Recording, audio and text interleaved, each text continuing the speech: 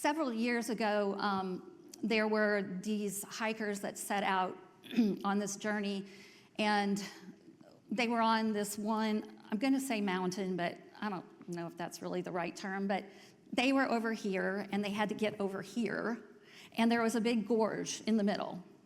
So they could go down, I guess, but they had a large river to cross, and then they would have to go back up. So that didn't seem like that was a very good idea.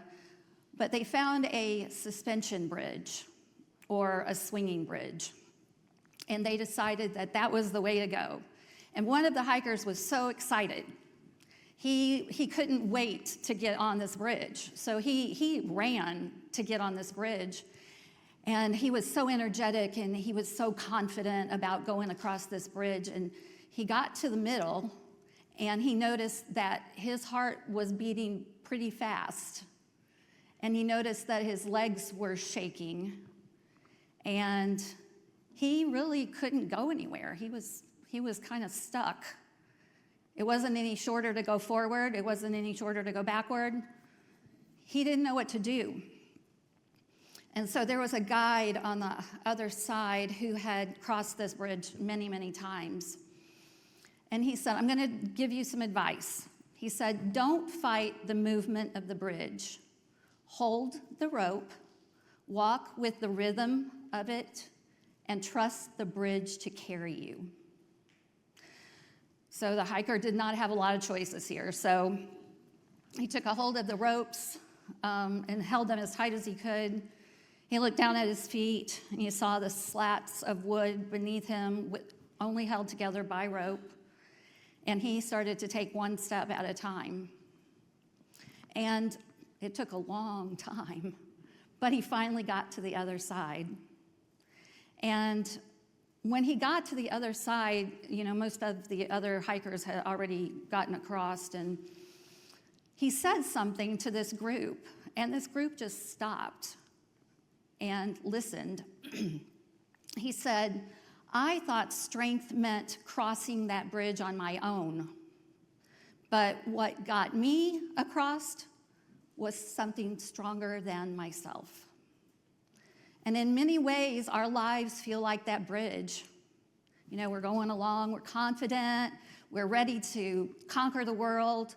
We have all of our responsibilities all, laid out, no problem.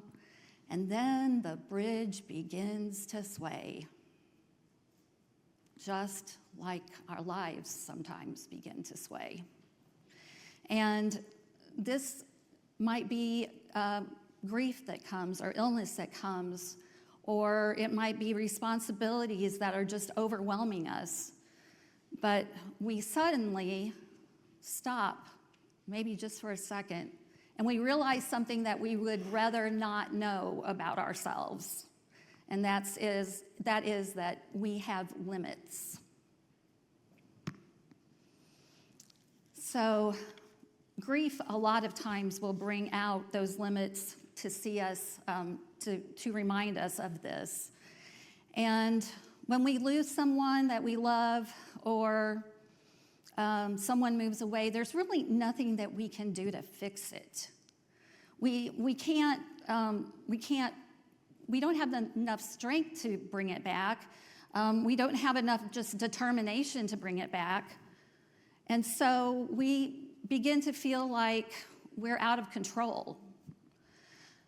But the Bible tells us something, that our limits are not our failures. All of us have them, but they are often the places where we will meet God. They're often the places where it becomes a threshold. God becomes more visible in our grief and loss. Our culture teaches us about, this, you're busy and that's all good. If you're busy, you must be doing something really great. You're tireless. You're like the Energizer Bunny, really. You've seen the Energizer Bunny on TV. He just goes and goes and goes and goes and goes. Well, that's kind of what our culture wants all of us to do, too. It's just like endless energy and endless strength. And we're encouraged to do that too, by the way our world is run. But Scripture tells us an entirely different story. The Bible tells us that we are creatures and not the Creator. We are creatures, not the Creator. We are finite. The Creator is infinite. But we still spend our lives trying to live with no limits. We push around ourselves until we're exhausted. We carry burdens that maybe aren't ours to even carry. And sometimes we just see that things are out of control, or we feel like things are out of control in our lives. And this reminds us that we can't do everything. And grief or loss teaches us something in this moment as well. When somebody dies or a relationship breaks up, or our life maybe just didn't turn out the way that we thought it would, we realize that we really do have little control. We kind of throw our hands up in the air. I don't know what else to do. But good news again. The Bible tells us that limits are not obstacles.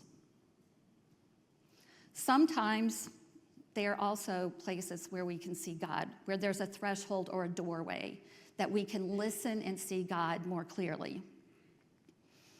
Now, God obviously is very important in all of this, but don't forget, community is also important.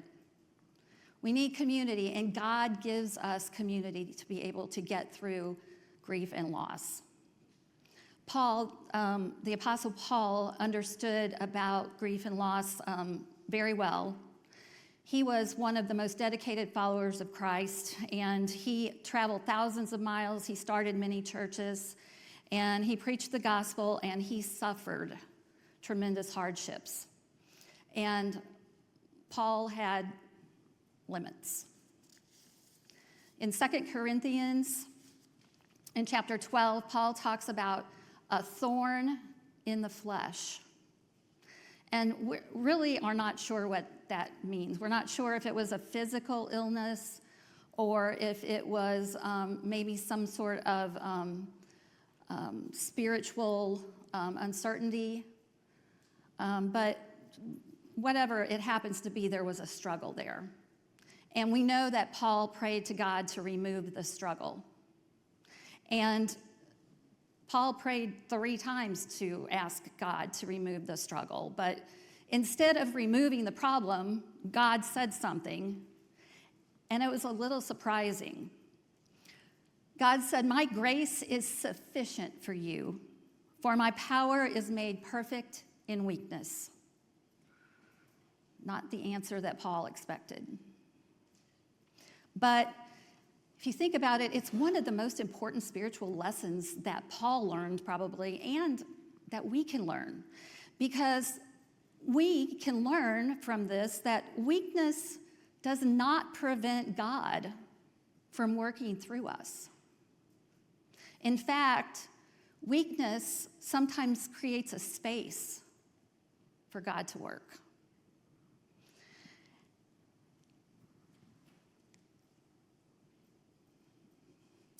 So Paul was surprised by the answer that he received. And then he gave also a very interesting answer in response. He says, "Therefore I will boast all the more gladly about my weaknesses, so that Christ's power may rest in me." Now, did you hear that? Do y'all go around saying, "Oh, I'm not very good at this, I'm not very good"? We're not taught to do that, are we? We're taught to kind of just, downplay our weaknesses. We only want everybody to know the good stuff. But what does God want to know? All the stuff.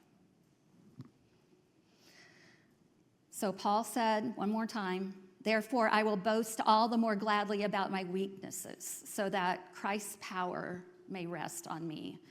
The world tells us that we need to hide our weaknesses, but God invites us to honestly share our weaknesses, any weaknesses, but especially those that we feel in loss and grief. You know, our faith does not hide emotions. Do you remember in the Gospel of John, shortest verse in the Bible, what happened? Jesus wept. That's an emotion. That's what we do sometimes too. Our faith does not deny sorrow. It just assures us that God will be with us in the midst of our sorrow. You've heard me talk about 3 different kinds of grace before in the Methodist Church. Sometimes we just say grace, and that's great. But it kind of helps me keep things in order a little bit. So in the Methodist Church, there's 3 kinds of grace: prevenient grace, justifying grace, and sanctifying grace. And prevenient grace is the grace that comes before. It's there before we do anything. It's there before we pray. It's there before we even feel God working in our lives. It's there before we surrender to God. It goes before us. Jesus says, come to me, all that are weary and are carrying heavy burdens, and I will give you rest. That's prevenient grace. He's calling us before we even do anything. Notice who he invites. Did he invite all the people that have it all together? Did he invite people that were strong? No, he invited who? The weary, right? The weary. Come to me, all who are weary and heavy laden. And again, we're talking about grief, so this is one of the things that makes us weary. And it makes our emotions, it drains our emotions. Claire and I were coming back from somewhere this week, and we were just talking about how tired you get when you're grieving or when you've lost something. And, you know, we said you're just exhausted. But then we said, your soul is just exhausted. But remember, Jesus has the invitation still. Come to me. Second kind of grace is justifying grace. And when we finally realize that we can't do this on our own, something important happens. We realize that we can't do it on our own. And so justifying grace really is the moment that we recognize that we are accepted, not because of our works, not because of our efforts, but because of God's love. We don't have to do anything. You remember John Wesley is the founder of Methodism, and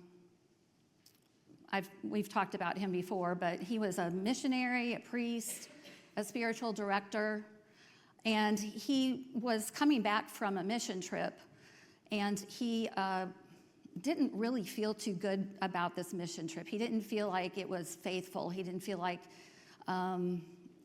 it accomplished what it was supposed to accomplish. He felt a little spiritually uncertain. And so one evening he went to a prayer meeting, and this was on Aldersgate Street. And they were talking about Martin Luther's reflections on grace. And later, John Wesley wrote, his heart was strangely warmed. And in that moment, he felt something change. He felt something that was maybe transforming. And that was that he didn't have to work to earn God's love. God already loved him. It's about receiving the grace that God has already offered us. Sometimes grief has a similar realization. When we can't fix the pain and we can't change the loss, we learn to just rest in the truth that God is not dependent on our ability to hold everything together. Last kind of grace is sanctifying grace. And just because you had this moment where you have justifying grace doesn't mean it's over. It has to go through your entire life. So sanctifying grace is the grace that comes behind us. We feel that all through our lives. It's one of the things that kind of pushes us. It helps us to function within our limits. Remember, we all have limits because we're all human. It helps us to function within our limits. Jesus also had limits because, do you remember, Jesus was fully human and fully divine? And so, being fully human, he rested. He went away to pray. He spent time alone with God. He did not heal every sick person. He didn't go to every single town that he could have gone to. Jesus understood something about this, that faithfulness does not mean doing everything. Faithfulness means doing what God calls you to do and trusting God with the rest. Faithfulness does not mean doing everything. Faithfulness means doing what God calls you to do and then trusting God with the rest. Anne read the Psalm, I think it's 46, "Be still and know that I am God." If you were in EHS or are in EHS, or Claire and I and Parma and Joy and sometimes George Lammons, we all pray before service starts in the back. And we always start with this verse. EHS starts with this verse. And what I would like to do right now is show you how we use that. So I just want you to repeat after me. Be still and know that I am God.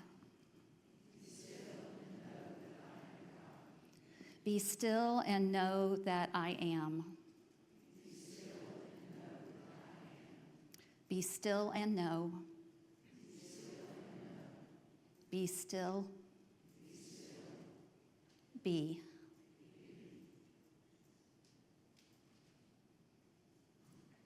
Grief sometimes forces us into stillness. It slows us down. It makes us take a pause. And when we're in those quiet places, we begin to notice God's presence even more. There's a story about some missionaries that were going deep into a jungle, and they had all their supplies with them, but they had some local guides with them, and they'd been traveling for several days, and they were just in a hurry to get to the camp that they were going to. So they were moving along, taking all their stuff. They were getting tired, but they didn't care because they wanted to get to the camp. And all of a sudden, the guides who were in the front just stopped, and they just sat down. And the missionaries who are coming from, behind them, they're trying to figure out what's going on. And so somebody asked, what are you doing? And one of the guides said, "We must wait here. Our souls need time to catch up with our bodies." Sometimes grief does that for us. Sometimes it slows us down and it gives our souls some time to catch up with our bodies. And when we're slowing down, God will meet us with God's grace. Have you ever thought about, even when something good happens, there's a piece of grief in it? Let me give you an example. Let's say you have this great job, but you apply for a job that is a little higher up, a little bit more money, have better hours, and you get this job. but you have to go to the other building now. So although you're really happy that you've got this other job and you've got all those benefits, now you have to leave the people that you've been working with for 20 years. You have to leave the routine that you're used to. What about when you have a child that goes to college? Shelley Kish. What if you have a child that goes to college? That's great, right? You want your kids to go to college. You want them to go to school somewhere. And although that's really happy, there's a piece of that that's kind of sad because it's going to change the whole routine. It's going to change the whole thing. So the good news of the gospel is not that we're going to become limitless, but the good news is that God's grace meets us exactly where we are within our limits. Remember that prevenient grace reminds us that God has been walking beside us all along. Justifying grace means that we are loved not because of our strength or our works, but because of Christ. And sanctifying grace reminds us that God continues in our lives, all through our lives, even through our weakness, and even through our grief, and even through our loss. And when life becomes overwhelming and that bridge begins to sway back and forth, or when grief comes and reminds us how fragile our lives are, remember what God said to Paul: "My grace is sufficient for you." And that grace, God's steady, faithful, compassionate grace, is enough. So be it, and so it is.